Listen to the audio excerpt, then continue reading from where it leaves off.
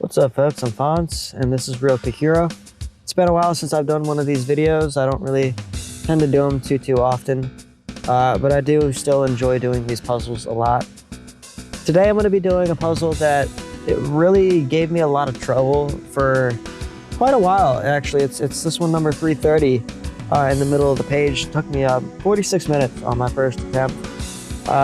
Most of the progress I made within like maybe 15 minutes, and then I stared at the screen for another like 15-20 minutes. I couldn't figure out what to do. I wound up making a post online on Conceptus Forums, I think is the name of the website, and I didn't really get any answers there, which was a little bit upsetting. I'm kind of hit that point with doing these puzzles that I've plateaued in what at least I know how to do and what I've figured out to do.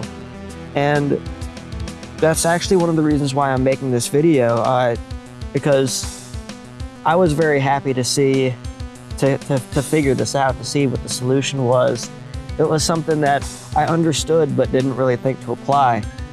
And so for that reason, that's one of the reasons why I'm going to showcase it. But another reason is, since I've hit kind of a plateau, I'm really trying to look for different strategies to learn different things that I've missed, or just, I guess, what that next level of play is for doing these puzzles.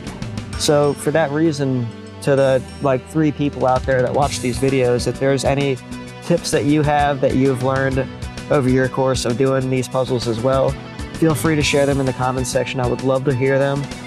I'd love to just absorb any information that I could possibly get to help me learn to do better at these puzzles. I find them to be a lot of fun, but there's been some that have just absolutely wrecked me. Another case being, what is it, 327? Just quick look here. That's what that one looks like. I don't know if I'm going to be featuring that one in a video, because I still didn't figure that one out until getting to the guessing and checking phase. I usually go for about an hour. Once I hit that hour point, I just start guessing and checking, which is really unfortunate. I hate to have to get to that point, but that was another one that I had posted there on that website. I couldn't get any good answers for it. I tried working out a whole bunch of like algebraic ways of looking at it and maths and stuff, and it was not working for me. So there's clearly something else that I'm missing with doing these puzzles. And like I said, if anybody has any tips out there, anything that I'm missing, or just anything that's good to know, I mean, just feel free to share it. I don't mind reading something if it's something that I already know, because there could be somebody else out there that goes and watches these videos that does not know that. So the comment sharing any sort of knowledge with you is definitely appreciated. Anyway, so I'm going to be doing puzzle number 330 right here. This one, it looks pretty bad. Like the structure of it, if we just take a look at how it looks, you can see that it's got basically, apologies if I'm moving the mic right now, just manhandling it. But if we look at this puzzle, you got kind of an outer ring with these 2 kind of diagonal sections kind of running through it. So you kind of got like a 3x3-ish type of structure here, essentially a 2x2, and another 3x3 right there. And then that goes into a 3x3, which of course connects to that 2x2 up there. And then into a 3x3 up here. Or kind of a 2x3, I suppose. Might be the better way to look at it.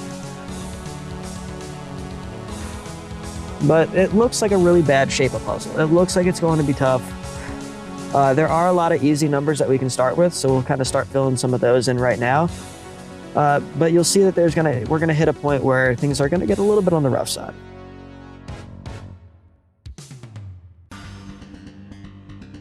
And hopefully I'll be able to, remember kind of how to get through this to be able to show what I'd like to show.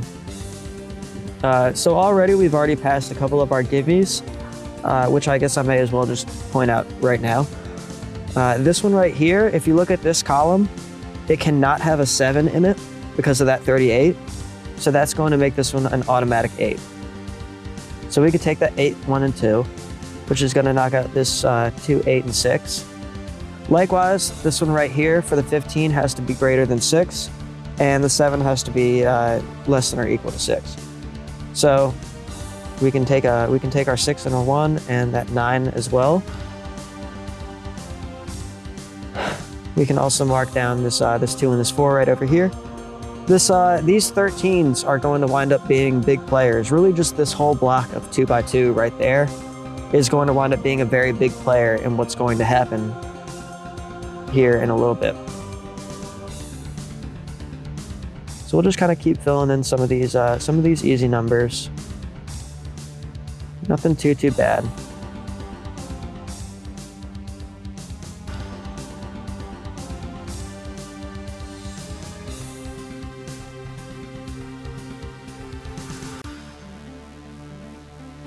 Right here, actually I can knock out a couple of these numbers right now.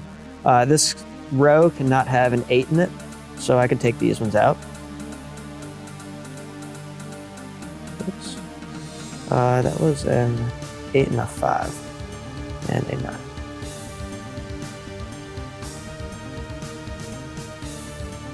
Once again, continue with some of the gimmies.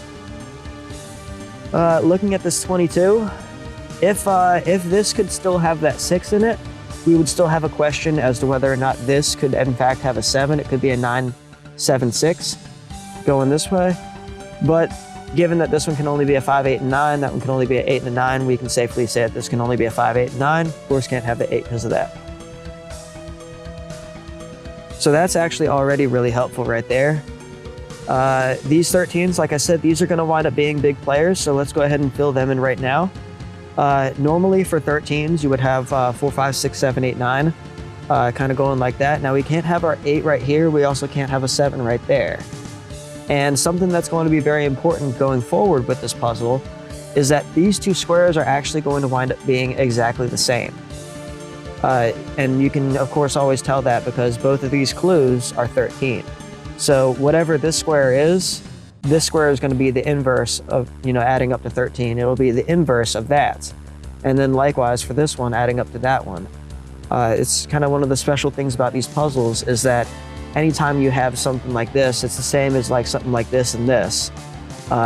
This one is always going to be 4 lower than that one. These squares are kind of, I wouldn't call this like a marriage, but they're related in a very strong way. So this is going to be our 4, 5, 6, 9. Now we can't have a 9 down here, so that's going to eliminate our 9 down there and our 9 up there. And that's going to leave the rest of it kind of looking like that. Now another piece of important bit of information, I can fill this in. Still some more easy stuff. Let's keep going with this.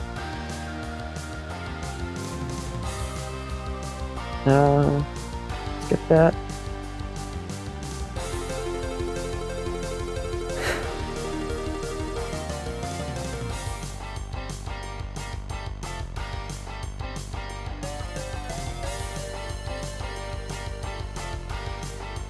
Wait, math. Okay. All right. So that's going to be most of our easy numbers and our gimmies and stuff like that. It's going to get us about to right there. Now, there's still some other easy stuff that we can do before we really start committing to anything kind of more in depth. But before I kind of go and start, this is where we're going to make most of our progress to start with. But there's something helpful that we can do right here before we kind of move down there. And we can do it afterwards as well, but it's really not too bad to do right now. So if we look at these two squares, 7 and a 1 is going to be an 8. That's going to leave a 9 over here. And an 8 and a 3 is 11. And of course, since we have a 7 and an 8 and a 1, 2, 3, we know that it's going to be every number between 8 and 11. So that's going to give us everything between a 6 and a 9 over here. So we have a 6, 7, 8, and a 9. Can't have an 8 for that, and we can't have a 7 for that. So that's already going to limit us down to a 6 and a 9. So that's really good information to have this early on in the puzzle. And it might not seem like quite so big of a deal quite yet, but it will be. Now, moving on, we can actually take a look at this square because 16 is a pretty low number. And if you look, we have two fairly like mid to high numbers as our minimums here, and we already have one defined. So taking that 1 out, we can say that these other 3 squares have to be a 15. Now, not to get too much into the realm of guessing and checking, but with just very kind of simple math, I mean, first off, we can already say that this one has to be, above at least a 3. So, with just some kind of simple maths looking at this, we can also say that this one right here cannot be an 8, because a 1 and an 8 is going to give us a 9. That's going to leave a 7 left between these 2 squares. This one being a 6, this would have to be a 1, which of course it can't be because of that. So that means this one can't be an 8, it's got to be our 5. And that's going to give us those, which is already kind of getting us really close to the right direction. Additionally, knowing that this is a 5, we can also say, we can also limit these down considerably, and actually we can limit them down even just for the fact that we know that they're 2 squares that had to add up to, in this case, a 10. So, the only things that can add up to a 10 here are a 3 and a 7, and a 6 and a 4. So that's going to already limit us down to that. So now at this point we can get rid of these. Excuse me. And that's going to let us get rid of that 1 and 2 right there. So, moving forward from here, we can continue to take a look at this this bottom row. And if we notice, there can't be a 7, but there has to be an 8 somewhere. So let's take a look for the 8. We can't have 1 here because of this. And of course, we already have 3 of the squares labeled. We know that this has to be our 8. And of course, we can cross that off up there just to kind of clear things up a little bit. It's always helpful. So, looking at this a little bit further, we have a 3, 4, 5, and a 6 for our numbers here.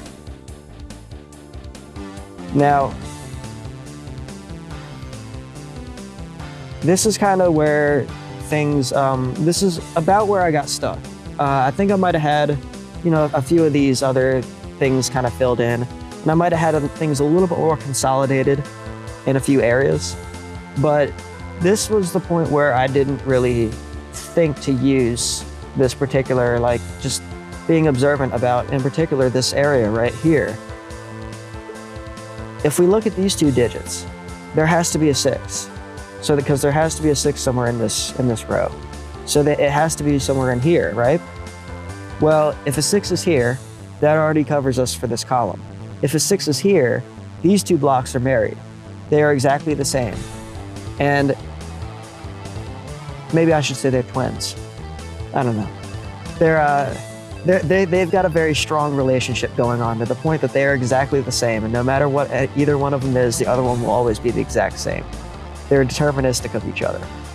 So if there has to be a 6 either here or here, and this one already covers us for that row if it's there. If there's a 6 here instead, it's going to be here, which is again going to cover us for this I said row, but I meant column. It's going to cover us for this column. So that means that we can't have a 6 there. And that was kind of one of the crucial pieces of information that I was missing. And one of the cool things about this puzzle in particular is that it's very important to just be able to note situational awareness, things like that. So anyway, that 9 is going to pretty much give us all of that information, just right scot-free. From there, we can get this 2, 4, and a 9, which is going to then give us that 5 and the 8, and that 6. From here, we can actually get rid of these 2 5s. Again, this one and this one are married. We can get rid of that. And that's going to actually leave us with this as the only square that a 5 can go in, which is now going to give us that piece of information. Additionally, just for the fun of it, we can knock out the 6, that 1, and the 4, and the 6, the 1, and the 5. I don't know if that's particularly going to help us, but it at least helps to clear things up and makes things a little easier to see. So from here, our biggest pieces of information as far as determining the rest of the puzzle are actually going to come from the top, but just for the sake of showing off something else that's kind of cool about these puzzles, and another nice piece of situational awareness is kind of trying to find hidden doubles, hidden triples, hidden quadruples, or hidden quints. anything like that can always be really useful to find. In this case, we can actually find a hidden triple in this row. So if we look at this, we can say that these two blocks have to be a 15. So we can actually knock out this 5, this 8, and this 1 just right off the bat. Additionally, we can't have the 8 here, which is going to take away the 7, the 6, and the 3. And we can't have a 6 here because this column cannot have a 6 because it's 39 over 8. So that 6 is going to be with the 9, the 4, and the 5. And that's going to give us our hidden triple. The hidden triple in this case is not incredibly useful, but it is going to help in a few areas. It's going to definitely give us that the 4 can't go here and the 4 can't go there, which is going to take away the 8 and the 2. And that's going to be about all it's going to give us for now. But still, we've at least limited down some more stuff there. Now, looking at this top row, there has to be a 9. There also has to be a 7. Looking at kind of like the bigger digits. So let's just take a look at this and kind of see what all we can figure as far as that goes. Can't be a 9 here. If there were a 9 here, then this would have to be a 1 and a 3 because there would be 4 left over after the 9 and the 7 make 16. So there can't be a 9 there, and there has to be therefore be a 9 right here. That 9 is going to cross off this 9, that 3, and this 7, which in turn is going to, if we take a look at where a 7 could go in this row, we can't have a 7 in this because this column is 38 over 8, so can't have a 7 there. Can't have a 7 here because we already got this 7, and that only leaves this, which is going to give a 7, a 6, and an 8. From there, we can say that these two squares add up to 5, so we can fill in a 2, 3, 4, and from here we can also take a look at these two squares and say that they got to add up to 7.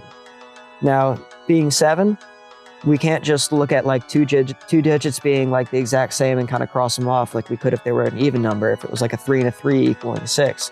But there is something that's, I guess, a little bit contested with Kakuro puzzles, although it's something that at least I believe to be the case. In that, and then of course, how to put this, like I have to kind of say this a little bit facetiously, kind of tongue-in-cheek, if you would. But there's what people call quote-unquote well-formed or well-written Kakuro puzzles, and what those are is basically saying that a puzzle can only have one unique solution. And honestly, I think that puzzles should only have one unique solution. I think that's for the best, and as such, even though it's kind of meta knowledge and kind of a meta play to go ahead and say that like these have to be, for example, a 2 and a 5, because they can't be the other way, you know, they can't have multiple solutions. Even though it's kind of a meta play, I think it's also a safe play, and it should be a safe play, and it should be regarded as such, because these puzzles really should not have multiple solutions. I think it's kind of appealing for it to have a unique solution. And so we could, right off the bat, say that it can't, because it's got to be either a 3 and a 4 and a 3, or a 2 and a 5. And so, of course, being the 3 and the 4, or the 4 and the 3, you wouldn't be able to tell which is which. So we can already say that this is a 2 and a 5, which would, of course, make this one a 3, that would be our 1, and that would be our 4, which basically solves this puzzle. But let's not do that. Let's take the higher path and not make the meta play. So if we look for 1s in this row, I mean, we're doing such a good job of looking for digits in this row and just figuring it out. So if we look for 1s in this row, we can't have a 1 here because of this. We can't have a 1, of course, here, or here. That means that this is the only 1 that we can have, and that's going to give us a 9 and a 3, which will give us a 5 down here, and that's a 4 and a 1, and a 2 and a 1. From there, we can cross that off, but it's not going to matter. So let's keep filling this in. So 4 goes with a 9, and that goes with a 6, and with a 4. It's going to make this one a 6 and a 3, and of course these two are the same, so that's a 6 and then a 7. It's going to make this one a 4, because that's the only thing that's left in there. Can't have a 7. This 9, by the way, gives us a 7 down there, which gives us an 8, a 5, and a 4. And that only leaves us with a 2 for up there, which goes with a 4 and a 3. From there, we got our 4 and a 3, so we know that this has to be a 2 and a 5, and that's going to solve this puzzle. I guess it doesn't seem so difficult when just like going through it like this. I spent like probably half this time talking. If I would have just done this, it would have been done definitely less than 10 minutes. But at the same time, just having that situational awareness to be able to pick something out to say that, well, a particular digit has to go in these squares, and these 2 squares are always the same, so therefore these 2 squares have to have that particular digit from those 2 squares, and therefore it can't go anywhere else in this particular column or row, whatever the case may be.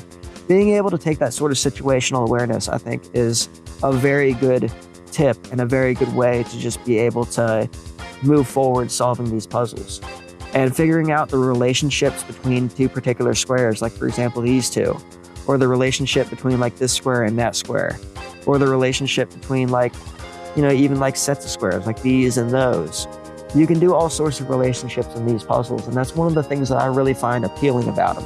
One of the things I really like about it is just that you can figure out so much, I guess, just logically from the puzzle itself, and you can even make up your own little like anime storyline to go with it, you know, like, oh, these 2 squares are married and this one is jealous of that one, and you know, whatever, like stupid shit that helps you to stay entertained and to stay doing these puzzles, because in the end it's all about having fun.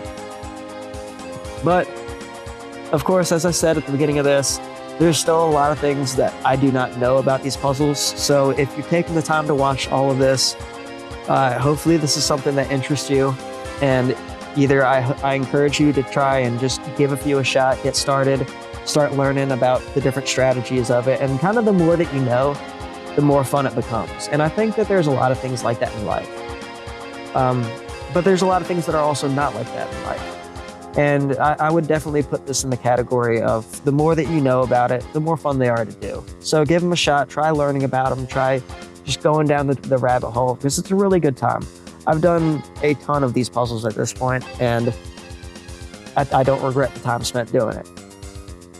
But that said, there's also a lot that I don't know. And if you've taken the time to watch this and you're in kind of that other camp that you've done a lot of these puzzles and you're just watching this because I guess you're bored or whatever, please take some time to drop something down in the comments. Drop some knowledge down there. Either it'll help me or it'll help somebody else, but it will definitely be helpful because there's really not a whole lot of videos of Kakuro puzzles out there. There's a few, but it's really kind of an underrated and underappreciated, I think, puzzle. It's definitely not the most popular one out there. So if you got any knowledge to drop, definitely drop it in the comments. And if you got any tips about how I could make these videos maybe better to watch or anything like that, feel free to drop that in the comments as well. I appreciate anything that y'all got to give.